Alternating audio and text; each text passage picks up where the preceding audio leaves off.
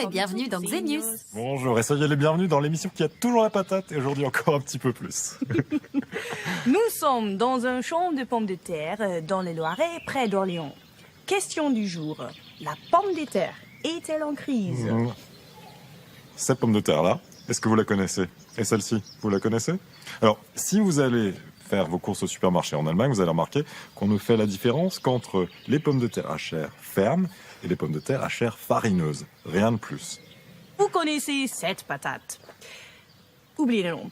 Et cette patate, Frangeli?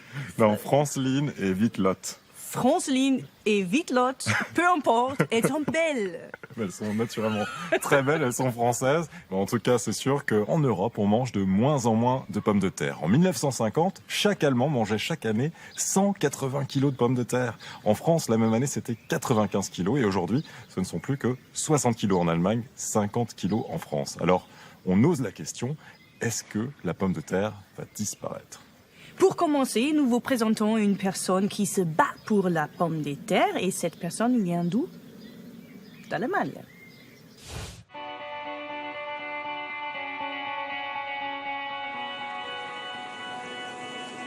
C'est le mois de septembre. La récolte de pommes de terre bat son plein dans la campagne allemande. Les variétés qui y sont cultivées sont quasiment toutes arrivées à maturité. À la ferme Ellenberg, aujourd'hui aux mains de Karsten, on cultive la pomme de terre depuis plus de 150 ans. Mes arrière-grands-parents et mes grands-parents en cultivaient déjà. Puis mon père a développé l'activité en se tournant vers les pommes de terre de semences. Moi, j'ai fait pousser mes premières patates dans le jardin pour mon père. Je les lui ai vendues et c'est comme ça que j'ai gagné mes premiers sous. Il en a ensuite fait son métier. Ces 20 hectares de champs donnent chaque année 300 à 400 tonnes de pommes de terre bio qu'il récolte et prépare avec l'aide de ses 9 employés. Les Ellenberg vendent eux-mêmes leur production directement à la ferme, comme beaucoup d'agriculteurs, mais aussi et surtout sur Internet. Ils écoulent par ce biais environ la moitié de leur récolte, qu'ils expédient un peu partout en Europe. La patate à l'heure d'Internet.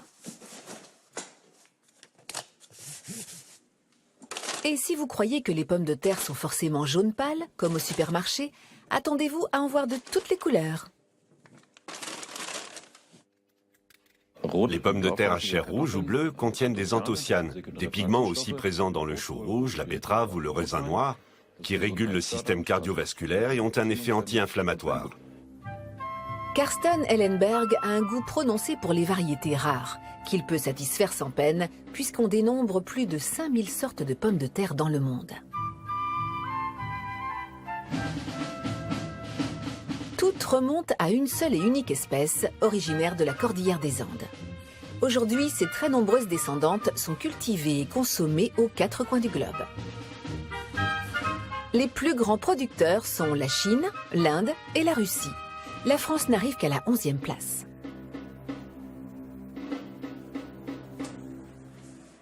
La fierté de Karsten Ellenberg, sa banque de gènes. Loin des 5000 variétés recensées, elle en compte tout de même 150. Sur ses étagères, des espèces anciennes et rares, d'autres plus exotiques ou bien encore sauvages et jamais modifiées par l'homme.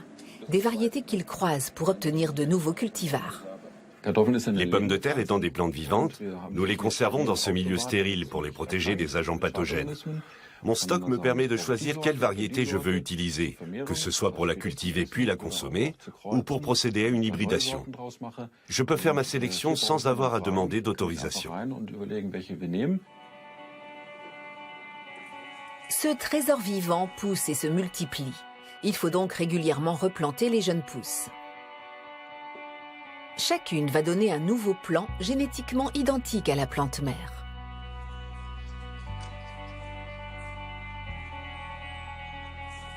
Karsten Ellenberg puise dans cette réserve génétique au gré de ses besoins. Il peut par exemple croiser une espèce sauvage et résistante aux maladies avec une autre espèce reconnue pour sa saveur, afin d'obtenir une nouvelle variété réunissant ces deux qualités. Son objectif ultime, combattre l'ennemi juré de la pomme de terre, le mildiou, qui peut décimer jusqu'à 20% d'une récolte. Le mildiou apparaît lorsqu'il fait chaud et humide et provoque la mort précoce des plantes. Donc nous récoltons de petits tubercules. S'il fait trop sec pour le mildiou, la plante pousse bien et ses tubercules grossissent. Mais alors, c'est le doryphore qui menace. Il dévore les feuilles, fait mourir la plante, et là aussi les pommes de terre sont trop petites. Un combat à 2 contre 1. Mais pour Karsten Ellenberg, ce n'est pas tant un problème qu'un défi qu'il compte bien relever à force de persévérance. Car il faut du temps pour savoir si l'un des hybrides qu'il a lui-même créé peut effectivement devenir un cultivar viable et naturellement résistant. Dans l'immédiat, c'est la récolte de l'année qui demande son attention. Les pommes de terre qui ne sont pas consommées ou vendues dans l'immédiat sont stockées. Elles se conserveront 1 an si les bonnes conditions sont réunies. Dans l'idéal, les pommes de terre doivent rester au frais, au sec, et surtout dans l'obscurité. Si elles sont exposées à la lumière, elles verdissent et sécrètent de la solanine qui leur donne un goût amer. S'il y a trop d'humidité, des moisissures risquent de se développer et de les faire pourrir. Et s'il fait trop chaud, elles vont se dessécher et germer. Un danger à éviter à tout prix, car la solanine présente dans les germes et les pommes de terre vertes est toxique. On la trouve aussi en faible quantité dans la peau, par ailleurs riche en vitamines. Quand la pomme de terre est jeune, sa peau a bon goût et elle est plutôt saine. C'est quand elle verdit que la dose de solanine augmente. Cela lui donne un goût amer et on ne peut plus la consommer, donc il vaut mieux faire attention. Ainsi, tous les goûts et toutes les couleurs sont dans la nature de la pomme de terre, sauf le vert. Bonjour.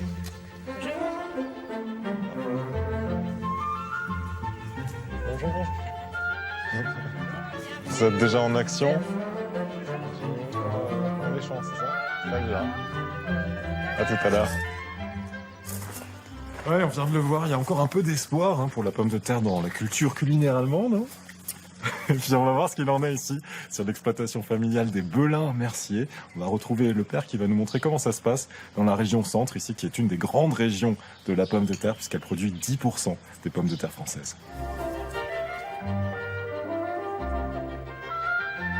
Est-ce qu'on peut se permettre de conduire le tracteur? Bien sûr. Ouais.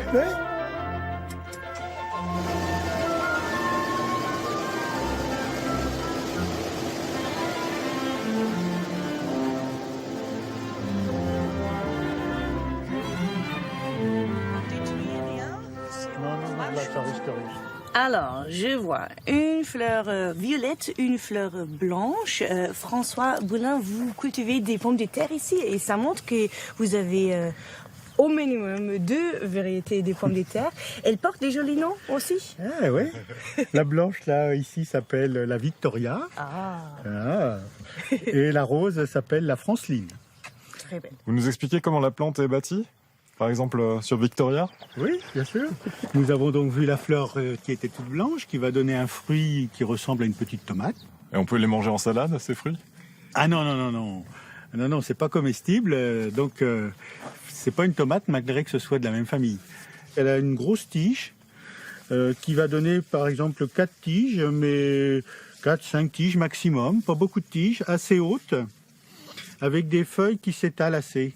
Donc chaque variété a ses caractéristiques. Mais c'est pas encore la pomme de terre, par contre. Ah non, là ce ne sont que les feuilles qui vont permettre de nourrir les pommes de terre qui sont sous le sol. Vous nous les montrez? Ah bien sûr, on va aller voir ce qui se passe. Alors, voilà. Alors je tiens l'ensemble des pommes. Elles sont toutes petites encore. Ah ben oui. Donc c'est une pomme de terre qui va être assez ronde. Ah, ce sont la pomme de terre. On découvre qu'il y a la mère, la pomme de terre que nous avons plantée au printemps et qui, en germant, a donné les premières tiges qui sortent de terre et qui donnent les feuilles. Et puis, dès que les feuilles sortent, eh bien, ça commence à faire des petites pommes de terre au bout des stolons, voilà, qui grossissent. Et voilà donc les filles qui arrivent et qui vont petit à petit grossir dans le sol. Donc si on prenait une pomme de terre à la maison et qu'on la mettait en terre, ça donnerait une Bien pomme de terre? sûr. Si vous les laissez un petit peu germer, et puis vous les plantez dans votre jardin, et ça vous donnera des nouvelles pommes de terre. Voilà, vous en plantez une et vous en récolterez entre 5 et 18, suivant les variétés que vous choisissez. Donc, on ne mange pas les fruits, on mange les tubercules. Mais en Europe, on les mange de moins en moins parce que la pomme de terre a un problème d'image. On dit qu'elle fait grossir, il prend longtemps pour la cuire et aussi il faut la peler, tout ça. C'est étrange parce que la pomme de terre a une histoire culinaire depuis longtemps. C'est l'un des principaux aliments de base sur notre planète. Et pourtant, la pomme de terre a longtemps été dédaignée avant d'être enfin sacrée reine de nos assiettes.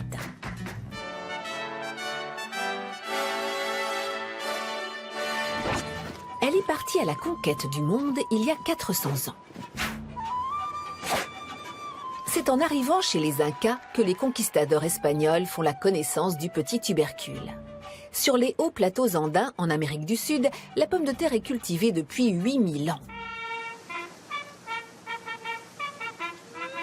Les Espagnols la ramènent dans la soute de leur navire au XVIe siècle. Mais au début, les cours princières européennes l'apprécient seulement en tant que plante ornementale pour ses fleurs délicates.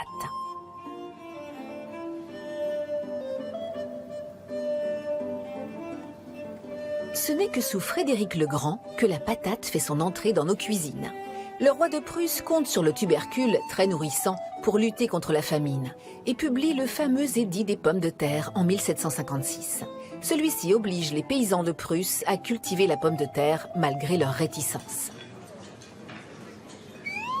Cela fait aujourd'hui 250 ans qu'elle s'invite régulièrement à notre table, en dépit de la mauvaise réputation que certains voudraient lui donner, car horreur, la patate ferait grossir. De nombreux régimes la diabolisent et l'ont bannie des assiettes. Sa haute teneur en fécule, un glucide rapidement assimilable, fait vite monter la glycémie. Or, mieux vaut que celle-ci reste stable pour éviter toute fringale par la suite.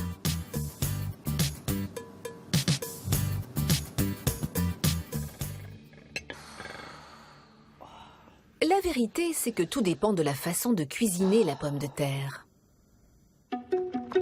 Le plus risqué, la purée et les pommes de terre au four. Préparées ainsi, elles gardent une teneur élevée en glucides à assimilation rapide, qui font vite grimper la glycémie. Mais la plupart d'entre nous ignorent qu'il suffit de laisser refroidir les pommes de terre pour que ces mêmes glucides soient absorbés plus lentement. De quoi éviter l'effet yo-yo de la glycémie. Un bon point donc pour la salade de pommes de terre et les patates rôties après une cuisson préalable à l'eau. À condition bien sûr de ne pas noyer le tout dans la graisse. Encore mieux, les patates cuites à l'eau salée, pelées ou en robe des champs, surtout lorsqu'il s'agit de pommes de terre primeur ou à chair ferme. La pomme de terre se compose d'eau à 77% et de glucides sous forme de fécule à seulement 16%. 100 g de patates à l'eau salée ne contiennent que 70 calories, alors que les spaghettis en apportent 5 fois plus. Autre point fort, par rapport au pain blanc, aux pâtes, aux fruits ou aux poissons, la pomme de terre est de très loin l'aliment qui rassasie le mieux. La sensation de satiété après un repas évite le grignotage dans les heures qui suivent.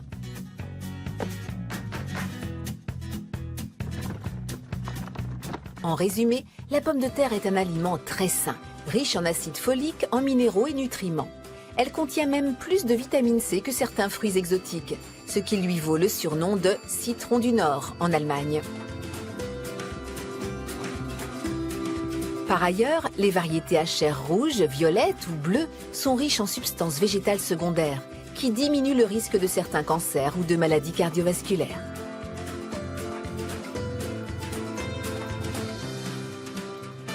Alors, longue vie à la patate!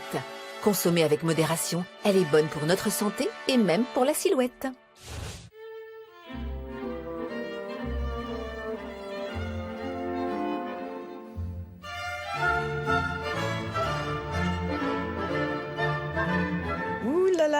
Ça a l'air de marcher ici, hein?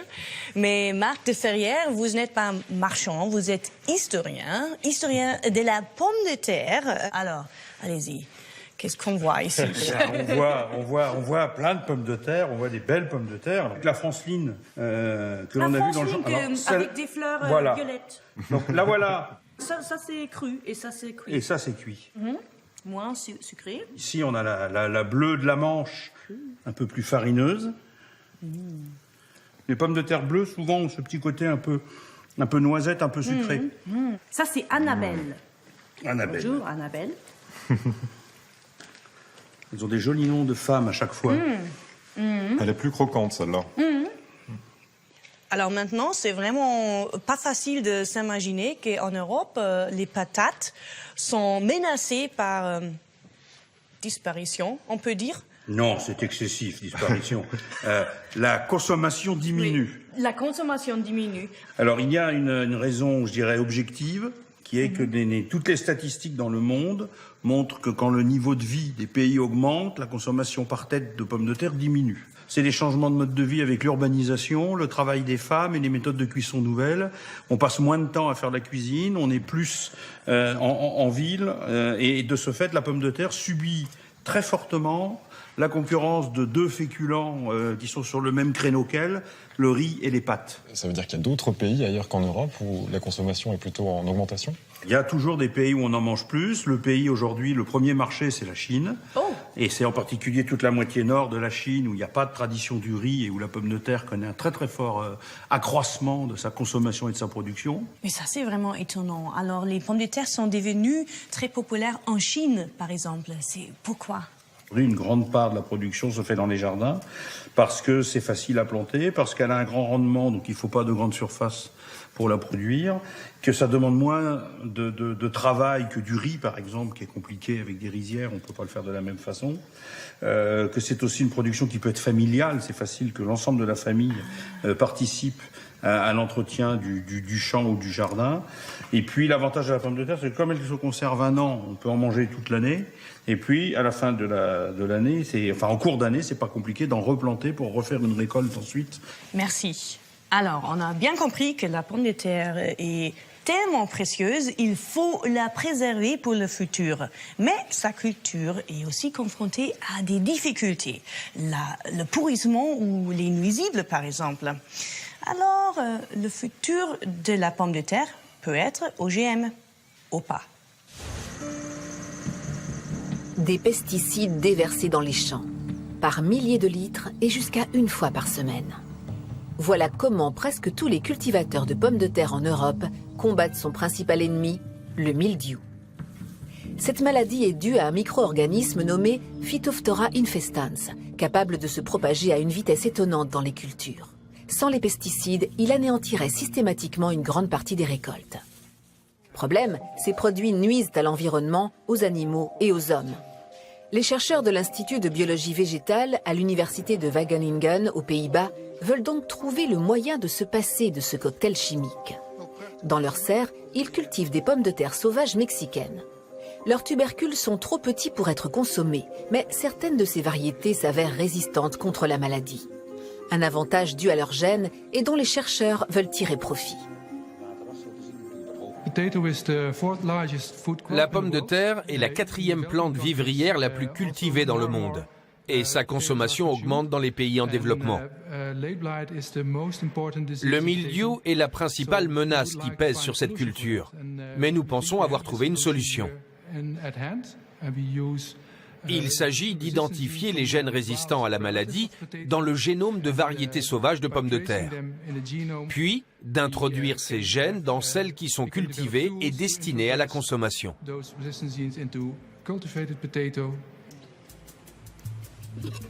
Afin de dénicher les gènes résistants des variétés sauvages, les scientifiques commencent par hacher leurs feuilles.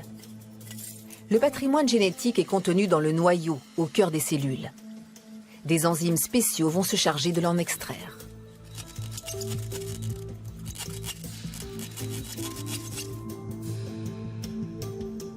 Les chercheurs peuvent alors rechercher dans le génome le gène spécifique qui rend la plante résistante au mildiou. Ils introduisent ensuite ce gène dans l'ADN de variétés couramment cultivées dans l'espoir de les rendre, elles aussi, insensibles à la maladie.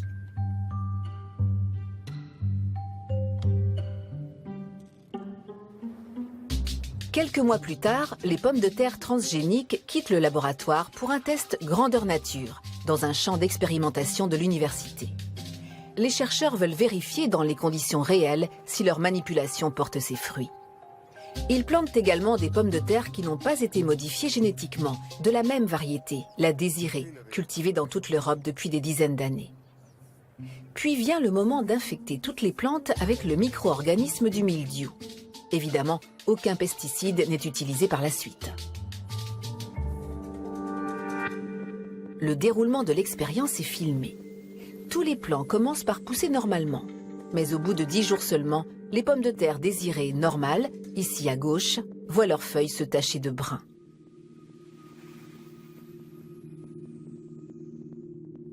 Une vingtaine de jours plus tard, tous les plants de désirés non modifiés sont morts. Les plants transgéniques, en revanche, se portent à merveille. Voici 6 plants de désirés classiques, qui sont tous complètement morts. Là, nous avons la même variété, à laquelle nous avons ajouté le gène résistant issu d'une variété sauvage sud-américaine nommée Solanum chacoense. Un seul gène a été introduit, et vous voyez qu'elle n'est que légèrement atteinte par la maladie. Par là, nous avons toujours la même variété, la désirée, mais cette fois, nous y avons introduit 2 gènes issus de variétés sauvages, la chacoense et la bulbocastanum. Et là, il n'y a pas la moindre trace de mildiou. L'expérience est un succès. Mais tout le monde ne voit pas l'arrivée de ces pommes de terre transgéniques d'un bon œil, bien au contraire. En 2010, dans un champ au nord de l'Allemagne, la société BASF a planté pour la première fois des pommes de terre transgéniques. Leur récolte s'est faite sous protection policière. Et même le ministre de l'économie allemand de l'époque, Rainer Brüderle, était présent.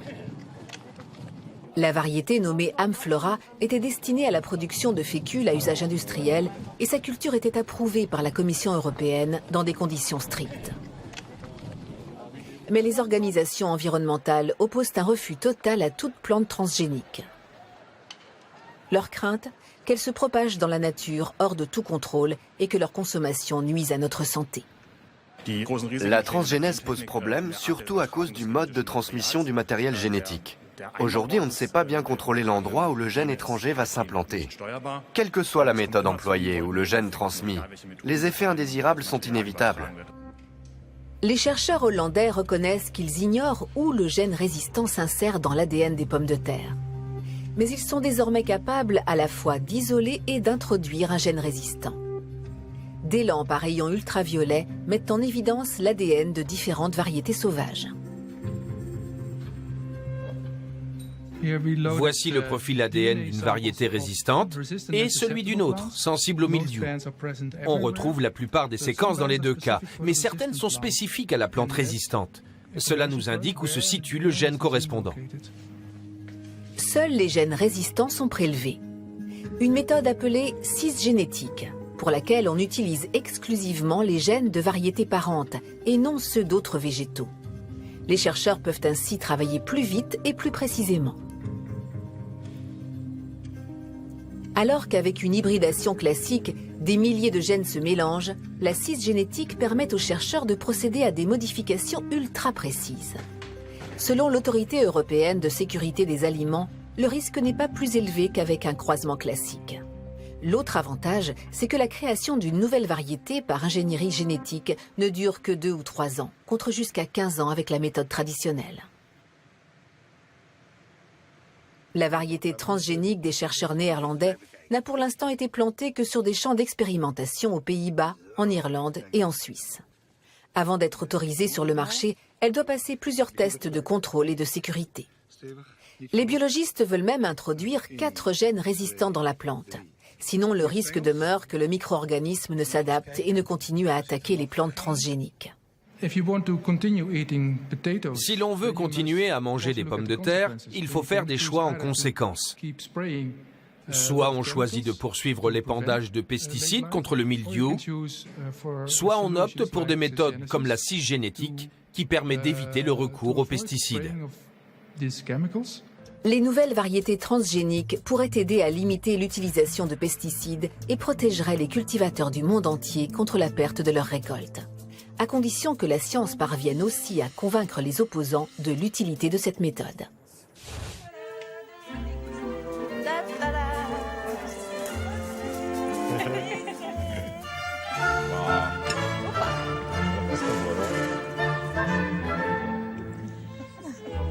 La pomme de terre, ça reste un peu Ces pommes de terre ici, on sait exactement d'où elles viennent. Important.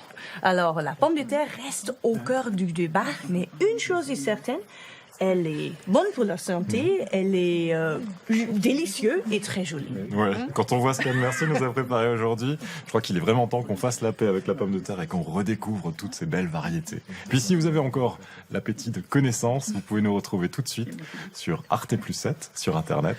À la prochaine. Au revoir. Restez curieux et à bientôt. Salut. Bon, on peut les essayer. Alors. Alors, J'aime bien.